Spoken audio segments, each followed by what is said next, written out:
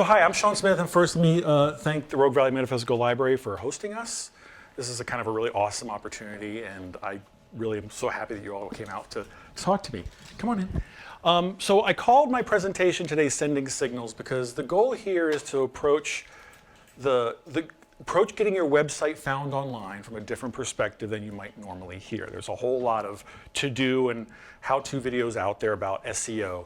But really, they're loaded with things like just tasks that you have to do. And I wanted to sort of come up with a way to say, you can still do your website marketing without doing a whole lot of extra stuff just by concerning how you are perceived by the search engines. And a great metaphor for that is reputation marketing. You could go with high school reputations if you want. You know, the kids who were cooler gave credence to the other kids who they became cooler. And that's kind of, in a way, how we have to approach search engines. I'll get the boring part out of my way first. Is this not on? Now it's on. So who am I?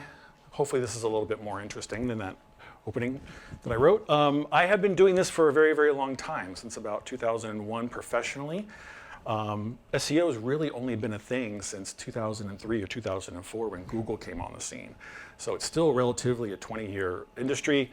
I got my master's in practical philosophy and applied ethics, which is just ethical philosophy done with a consideration of what's going on. I was around the Terry Schiavo time. We talked a lot about her. That was when I got that. That's my logo. So I started my career as an art director at Citicards, Citigroup, the bank.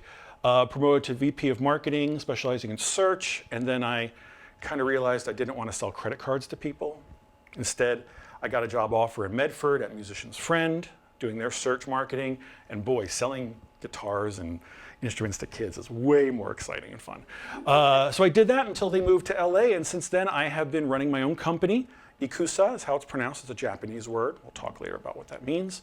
And I am basically an SEO boutique company. I consult with companies around the world now, and I try to help them rank better and rank more appropriately in a search engine. So we're going to start with some assumptions out of the way because I don't want this to be a really boring 101 necessarily. And so let's start with, what is the value of SEO? Should you be doing it? I'm hoping that those of you who are here know that you should be doing it, but let's just make sure that you know why. If I don't have to point this out again, it'd be great. 50 to 60% of all the traffic to your company's websites or your website comes from a search engine.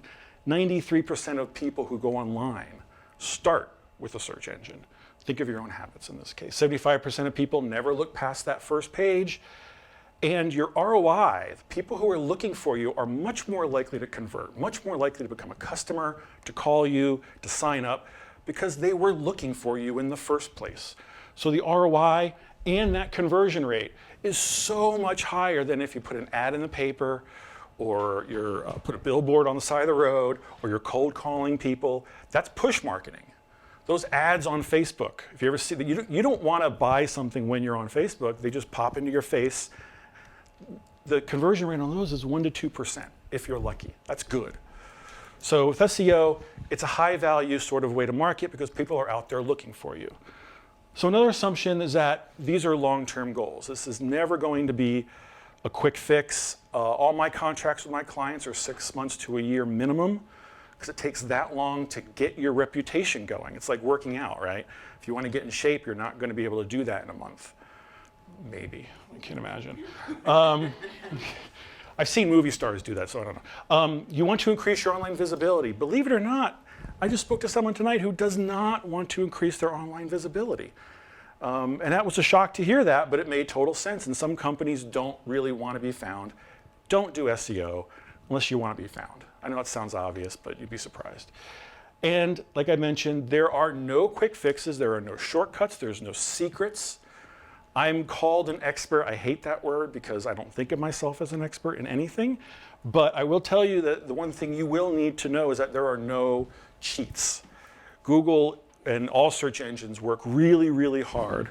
It's not in my way at all. Work really, really hard to ensure that they're not being tricked. So all the business owners out there that want that secret trick to get higher in search engines, Google and them have already figured those things out. You will never win that way. Even with AI writing these days, with people writing using ChatGPT to write content, That might get you a quick boost out there, but very, very quickly it's going to be found out to be fake or AI written, and your rankings will drop or you'll come right out of the search engines. So our goal today is to get this across to you guys. We're not going to add work to your plate.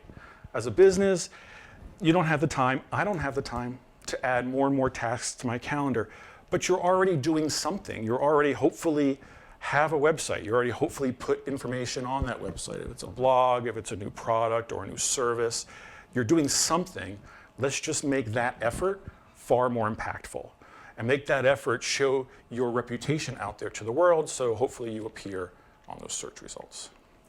That makes kind of sense, right? And I add this here, incremental changes equals compound interest. I assume everyone understands compounding interest. The changes you make to your site as what we call optimizations, as you improve, compound, meaning every little bump up, the next bump is going to be that much more effective and that much more effective. So there's a lot of tricks we use to sort of maximize that value as we work. But the thing to keep in mind here is that you're going to absolutely want to be consistent, and you're going to want to make changes over time in each one, like investing or reinvesting those dividends in your stock portfolio. That's how you grow in SEO. So why is it reputation? I'm going to get into some of the nitty-gritty here. This is the hardest question I think any of my clients or anyone has to ask. Is why you?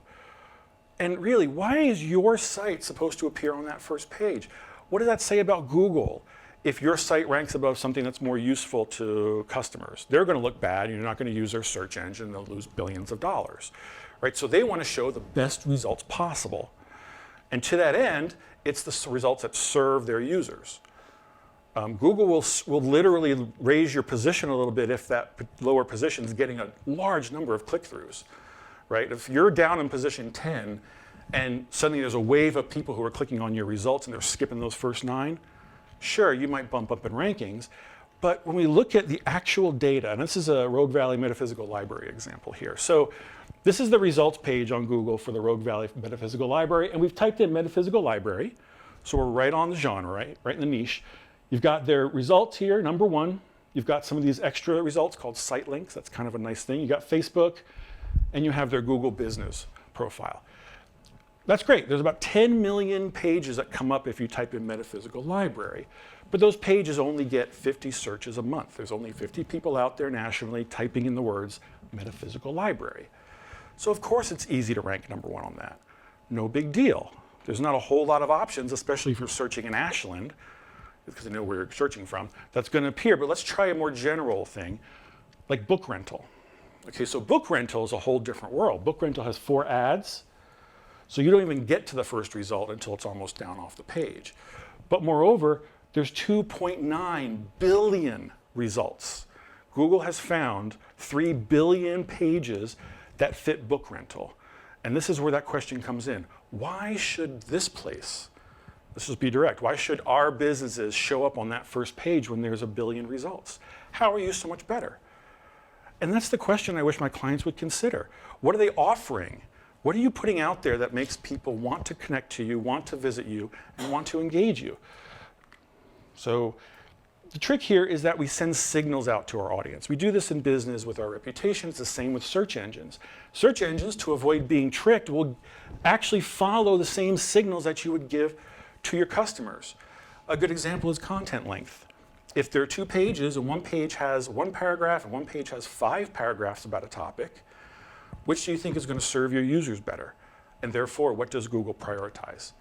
And I'm sorry, I use Google and search engine interchangeably. They're like 80% of the search engine traffic out there. So they kind of, they kind of guide the industry for us right now. And if you actually send the right signals, which we'll talk about in detail in a little bit, you can outcompete your competition. Because if you go up a position on that search, they're going down. And that is a very, very strong competitive move to push your competitor down below you on a search engine. And so in the end, your goal really is to be relevant to the search, what they're looking for, you're the right person to show up, and that you're more authoritative. Your page has more information, it's more useful. And again, we're going to go into more and more detail, but I want to make sure everyone understands that this benefits the search engines, and so it's really in our best interest to align with that. Because if they're looking at the same signals that you're sending out to the audience about the quality of your website, for example, if your page doesn't load very fast and your competitor's page loads in 2 seconds, Google's going to show the faster page. Always, at least higher up. So what is a signal? There's 220 of them. And that's just the ones we know about. Google doesn't tell us all of them. Search engines don't really share this. Some examples we've discovered over time with testing and just the industry. Obviously, like I said, with page speed, the technical quality of the site matters a lot. Where it's hosted, how fast it is, does it have ads in it or not? Ugh, that's bad. Who links to you is an example. We'll talk about that in a little bit. The number of Google reviews, specifically Google. Reviews are great, they're all great, but that's a really powerful signal, of course. The frequency of the phrase that people are typing in showing up on your page. To use you as an example, if you don't mind, Leah, if you don't say the words trademark on your site, why should you expect to show up for Trademark Lawyer? It is still a computer. It is still something you have to say the words people are looking for, or why should they just guess your page is the right page? Content freshness, of course, is one. If your content's old and it hasn't been updated or it's outdated, it will penalize you. It'll hurt you, and that breaks what we're going to call here a second trust. And then content length, like I mentioned, the longer the page, in essence, the more content you have, the higher you're going to rank, all things being equal. So this is a cool little visual. This is put out by Search Engine Land. These are examples, not all of them, of signals. And I'm going to zoom in here in a second. But as you can see, there's all sorts of types. We actually have categories of signals. And when you're trying to deal with so many of them, I don't even know them all. There's no way to memorize them. Some examples here that are really worth pointing out. And again, this is all part of SEO work we do normally, is just showing you. Obviously, you want to discover what people are looking for to find you. If you're not saying those words that people are out there looking for, what's the point? Answers, are you answering questions when people are looking for you? Are you responding to those needs? Depth, do you have shallow content? Do you have a substantive content? Things like, do you have the keywords in your titles? Do you have the keywords in your headings? This is data that says, if you have a logo on your page and you don't call it a logo, how would anyone or a search engine know it's a logo to show it when they talk about your business? So we have this thing called schema. Anyway, there's lots to talk about in SEO. We're not going to really dig into specifics, but I do want to sort of talk that when we optimize these signals, in essence, we're just increasing the visibility of your business website or your personal website online. And that is anything that makes you legitimate as a business, makes you relevant to the search that someone was typing in, and are you an authority that you deserve to be on that first page? That's what I do. So, while I take a quick break to take a drink, what signals should I send? If there's so many, how do we deal with it? Well, I don't want you focusing on individual signals. I want us to talk about what Google has been screaming at us for years now, and they call it EEAT. It used to be EAT, and they slapped that extra E on to ruin the acronym like last year. And anyway, so Google recommends this, and all website owners should only be focusing on EEAT. All right, Sean, what does that mean? And this is their official illustration of this idea. So expertise, experience, authoritativeness, and trust. All of them feeding each other, all of them overlapping a little bit, but all of them ways to look at your business website, I'm gonna call it your business website, your website, and understand what the search engines are looking for. So you guys are okay, we're gonna go through these.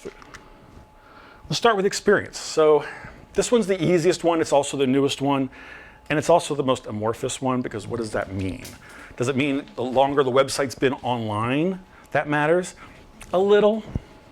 But really it's about, do people or have people used your products and your services and talked about it?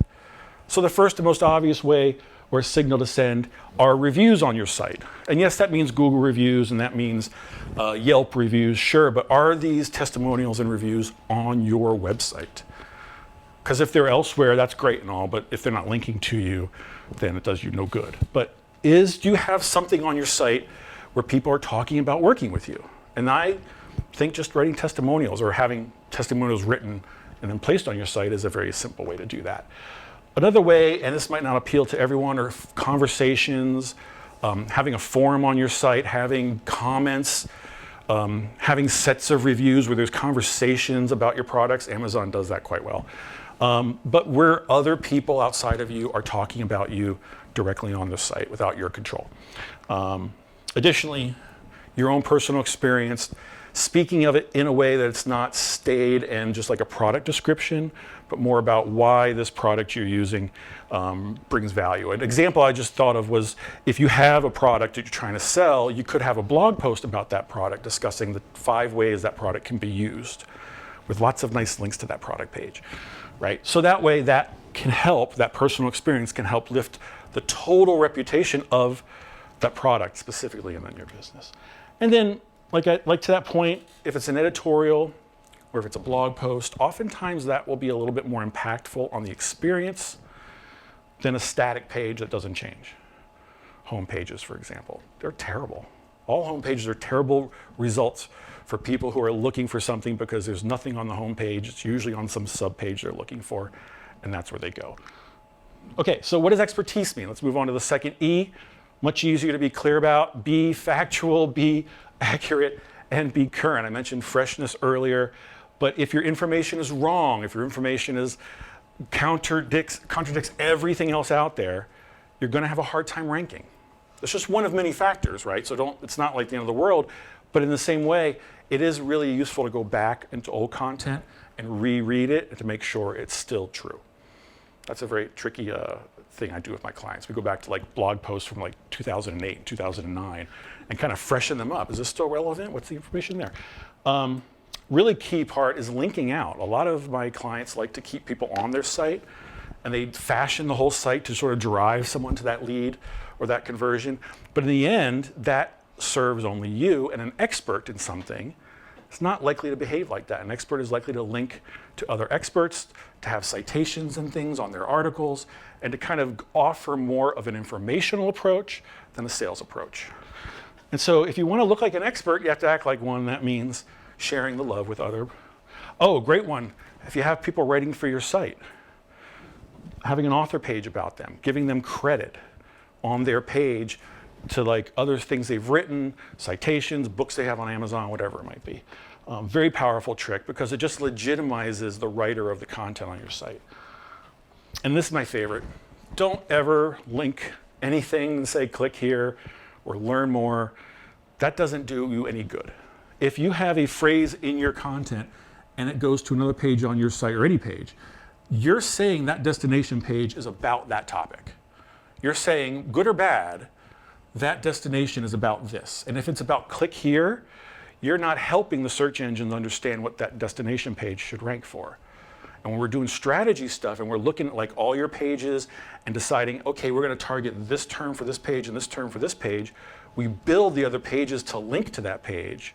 We use those very specific industry phrases, whatever it is that you guys would have in your business.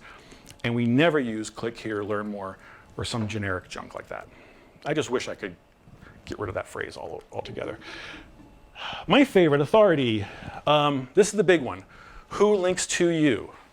As you can see by the end of this, this is going to be one of the biggest messages I can get across to you guys, is the person who links to you or the site that links to you is so critical to what the search engines will decide is your value on that results, right, on that rankings. So we're going to talk just a real quick bit, and it's going to get a little technical, about backlinks. So here's a blown up example. I'm going to go through this really quick, stick with me. When we talk about PageRank, which is this thing that Larry Page developed to determine the value and the weight of, I'm not going to make you do that. Come on, guys. Thank you. You really think I was going to waste your time on that? But I do want to talk a little bit about this idea. All right, don't worry. Here's the concept. Much like in high school, who links to you matters, and the more people that like those people, the more that link to you carries that weight. And you can see I tried to make them a little thick here. If site E links to me on site B, that is going to carry much more value to the search engines as a signal of authority because he's got a lot of little guys linking to him. But if you just have one person linking to you and it's a small site, it's not going to carry that much weight. If my blog, like on Tumblr blogs, my blog on Tumblr linked to your site, it's not going to matter at all. But if an industry publication or a news media outlet links to your site, well, that's these big, giant, valuable links.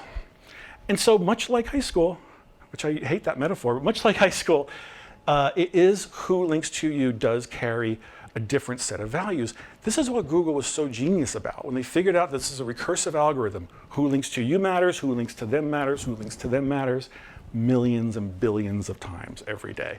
Yeah, it's kind of awesome. That's why those results are so good, because every link on the internet is either a vote of go here and like it, or go here and don't like it. But either way, it's always a go here.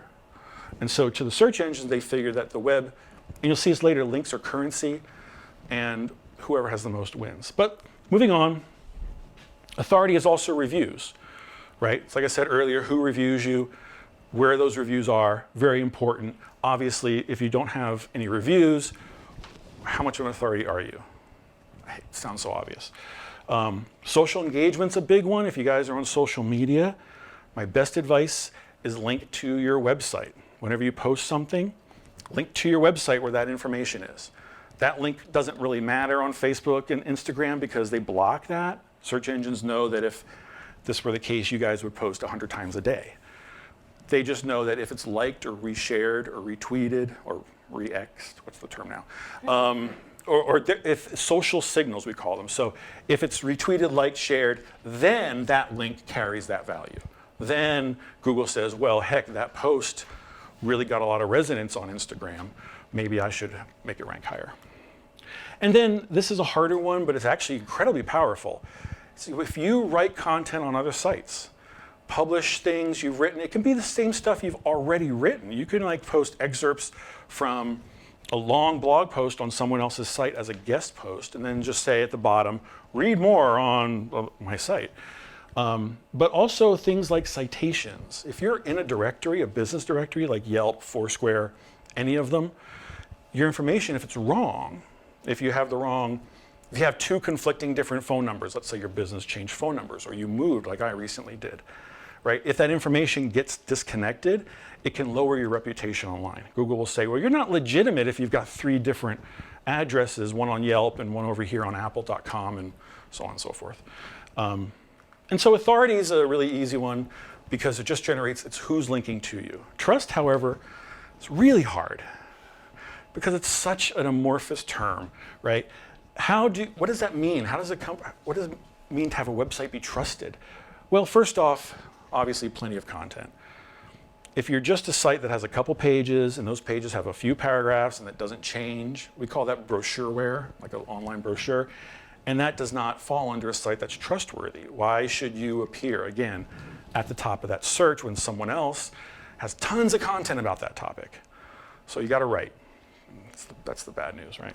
I said this earlier, but the freshness, Google actually in, I wanna say this wrong on camera, 2020, maybe 2019, created this thing called the freshness algorithm. So as part of their calculations, how new the content is and how much it matches existing content on other sites like facts will actually generate a higher return for your higher ranking. So how fresh your content, it matters. What I call magnanimity, I practice this, magnanimity, that word always befalls me. That's a tricky one. That's, like I said earlier, link out. It's hard to trust a site that doesn't want to serve its users and is wanting to keep you captive and stay with me, stay with me. If you're properly linking out, you actually get some of that backlink value back to you. It's like backlink juice, just a little bit of backlink juice from it. And obviously, if your site doesn't have a privacy policy, if your site doesn't have GRPD, if you're doing business in Europe, if you don't have quality content, all these things just doesn't make you look professional. And believe it or not, that's a factor that search engines are considering. Or better yet, if you have things like a privacy policy and a security policy, and you have a technical good site, and you have an authoritative page that links to, all these things together add up to a strong reputation online and generate that constant ranking that'll have users coming to you every single day without charging you no money, right? You're not paying for that. It's a wonderful ad when you don't have to pay for anything about it. So what are your takeaways? So after learning these 4 different things, what do I want you to learn? What's your point here? I want to talk about a few things, and if you have a phone camera, you might want to take it out at some point. I mentioned this, and this is the biggest takeaway I could offer to you guys today, is your link is your web currency. So who links to you matters, who you link to matters, and what that link says really matters. More than you think it does. So if you can, get control over the links on your site, what they say, and then work your magic to get links externally. And then this one is, to that point, what we call the hub and spoke marketing technique. I'm going to walk across this for a second. All of your content that you guys produce about your company or your website stays on your website, and then you link to it from your tweeting, from your white papers, from some other blog post, from YouTube, email. Everything must link back to your site. That's the spokes, right? This way, because of all of this, then you are constantly feeding search engines these signals that you are the authority on this content. If you put content on Facebook and you don't put it on your website, you're only benefiting Facebook. They've got enough. Sorry. I'm talking to Mark Zuckerberg. Like he's watching. And so one of the other tricks is you can link to people in your industry that are important, people above you. There's nothing wrong with linking to your competition, although that's kind of weird, but there's always some industry.org or .edu link to it. They're going to first off see that link and they might reciprocate it. But moreover, that does connect you to that other set of information. And again, like high school, it's who you hang out with, right? And if all your links are to, let's say, SOU, then search engines are going to think, well, there's some relationship between this business and a local university. Right? And of course, I say this 100 times, but ensure your links use the keywords that you want to have that page rank for. I said it 1 million times in my career. This is what the photo was for. So, and this is just a final thing. Last year, Stanford did this big study with like 4,500 people, where they determined what it is about a website that makes it, well, they call it credible. I would call it trustworthy. And these are a lot of these things I've said, a lot of these things you obviously already should know. It's nothing new. But when they did this, these were the results from the massive study. So we know this works. And I just thought it would be nice to leave you guys with a little bit of this at the end so that when you do go home and you're like, oh, what can I do first? I would highly recommend making sure you're covering most of this. Because there's nothing on here that isn't doable. Please, please, don't put ads and pop-ups on your site. It's a terrible experience. I don't know why those exist. And yeah, avoid all errors. As I always say, how you do anything is how you do everything. So no misspellings, no weird line breaks. I have a client that has like these weird line breaks on their old blog posts, and it's like, why is that? So that's it. Thank you so much for taking the time to listen. I hope this was at least informative, if not entertaining. And just to leave you with a little bit of follow-up, this is my company site. If you go here, you can read more about me, or you can sign up for our SEO Guild. The next one is this Thursday from 5 to 6:30. This is a monthly class with a separate Q&A open period if anyone needs it, where we work together with one of those signals, and we sort of say, can we improve the website based on this signal together as a group? So it's very DIY, it's very hands-on. You're all welcome, of course. And then lastly, if you really need follow-up SEO specific tasks, just go to anywhere online and look up SEO basics. For the most part, those are going to be very, very official and easy to follow instructions, but it's just going to be light. And in most cases, when you're putting products out there and you're putting content out there, you want to make sure you're always thinking about who's linking to me, what that link is saying, and how can I build that authority more. Thank you so much.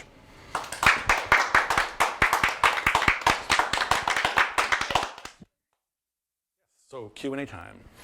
Incoming yes, please. Can you suggest some good ways to get other people to link? That is the magic question, because it's an art. I mean, to some extent, you have to convince someone to take the time to go onto their own website and add a link to you. And so first off, a basic outreach email. If you know the site you want the link from, email them. Go get the email, ask them, or contact, sometimes it's just webmaster @ and then the domain name. And you can just say, hey, I'm doing this, I have this site, if you don't mind, please link to me. Here's where I would want the link, and here's what I want the link to say. Be very specific. And I mean, 10% success rate would still be pretty good. Send about 20 of those out there. It depends on how well you know the site. It's really up to the webmaster. They might just ignore you. They might go to spam and never see it. That's not a very positive answer, but it's a hard task to specifically ask for a link and get it. What you don't want to do, everybody, is never pay for a link. Paying for a link will get you banned on the search engines. It's a real bad idea because there are companies out there that will sell you links. You get a link on a web page and that has some sort of authority rating and that's going to help your website for a couple days maybe. And then it's going to crash because Google will find those things called link farms and they will just squash all the sites that are, or lower the rankings, I should say, on all the sites that are listed there. So there's no easy answer. In my career, the best way is just regular contacts. If you know someone who has a website that you work with them in your industry or your business in any way, reciprocal link exchanges are an easy way to say, hey, you're trying to get more links, I'm trying to get more links. Can we share? I'm always hesitant about links because I'm afraid the person will get onto the other site and then you not come back to you. Well, that's why we want to prevent that. That's an easy thing to think, like we want to keep them on our site, but that doesn't serve the user. That only serves the business owner or the website owner. In this case, if you go to a more user-centric approach where you say, hey, I have information this person might be interested in, but it's on this other site, well, there's no fear to send them to that other site. It's not like doing that's going to keep them from working with you. I think the adage is 7 to 10 times they have to touch your brand before someone's going to buy. They have to see your business a bunch of times before they're going to say yes. So don't keep them on your site. Don't be afraid to send them off to someone else as long as it's important, as long as it's relevant to what you're talking about. They'll come back. The other secret is you can make that link go to a separate window, and then your window always stays open. Does that help? Yeah, basically it's a no way to win on this. You have to go out there and you have to do the footwork of emailing people, calling people, and asking for those links. No other tips? Well, the other tips would be cheating. They would be cheating. You would be trying, if Ethical tips. there aren't no, that's the thing. When you're creating links, there's only way is to either create great content that people want to link to, or specifically ask them to add that link to their site. Otherwise, you're going to be cheating, and that's a good way to get banned. I don't recommend it. Well, I don't like to be unethical. Well, neither do I. Leah. Could you offer to be guest posting? Well, that's a good technique, and that's, again, if you reach out to someone and say, I need to, maybe they have an opportunity, would you like me to write an article for you? That's a great way to get links. Okay. Absolutely. But again, it requires you reaching out. There really is no other trick, or there's no service you can purchase that'll just create X amount of links for you and be safe and ethical, yeah. Yes, Nikki? So we always record these presentations and then we put them up on our YouTube channel. So for instance, I had mine last week. If I put that on my own site, link to RVML's YouTube channel, is that going to? I would embed the video on your site. You know that Embed. YouTube will then know you're embedding it on the site, on your own site. That's exactly right, but you're kind of doing a two-step instead of just do one step. If you just embed your video on the site, it'll know, Google will automatically know, because every time someone hits play on that, or even just scrolls on your site and gets the little thumbnail or whatever, that signals to Google that you have a video, it's a YouTube video, and it's on this page. So I would just recommend in those cases, or in my case, I would post this video on a blog post, and I would absolutely also link to the rvml.org site. The YouTube will be automatically taken care of. You don't have to link to YouTube. Make sense? Yeah. But then RVML, they should link to her, right? Ideally, they do. Yeah, I hope so. I think she can pull Right. it off. Right. Can you tell us what Ikuza is, and then I have a serious question. Thank you. That's the kanji right there. It's a word. It's an old Japanese word. My wife, who came in, she's Japanese, and I wanted to pick something that fit. It means battlefield, or the area that war occurs. The metaphor I had in mind was that if every one of your pages on your website is a soldier in your army, then every one of them has a job out there on the battlefield. And a lot of people will put all of their eggs in the home page, and they'll spend all their time promoting this one page, and that page is this big generic page with not a whole lot of specific information.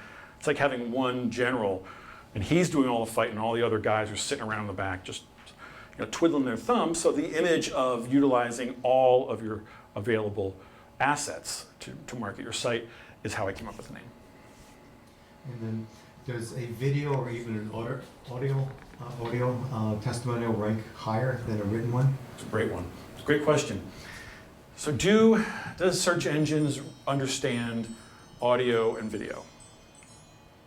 Yes, but we don't have evidence that they can understand everything in a YouTube video as if it's text. That's why I recommend, for example, transcripts.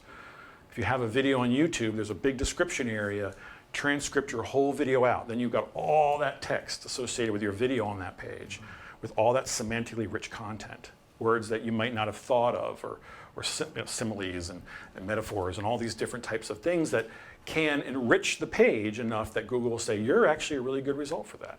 And your YouTube video could come up. And I also do recommend the same thing on your site. If you get a transcript on your site, that's obviously very, very powerful. But do they, if it's I'm just thinking like, if you had a podcast, for example, podcasts don't show up with transcripts in search engines that I'm aware of. So it might not be to the point where audio and video are significant enough that the content in it is recognizable to a search engine. But for testimonial specific, does it make a difference? It does. Again, the content, if the content's not text, then you're hurting yourself a little bit. Not that all content is only text, but if that important phrase, that keyword is not somehow on the page in a text, then it might get missed. And that could be alt text behind an image. Again, it's like if you have a logo, Google can't read the word in an image. It will not know what that logo says if it says a word. You have to define that in something called alt text. And you can put the keywords in there. You can put the content in all sorts of ways. So if you do have an audio testimonial, there are ways that can benefit you, but we have to take steps like make sure we transcribe it and things like that. Yeah, good question.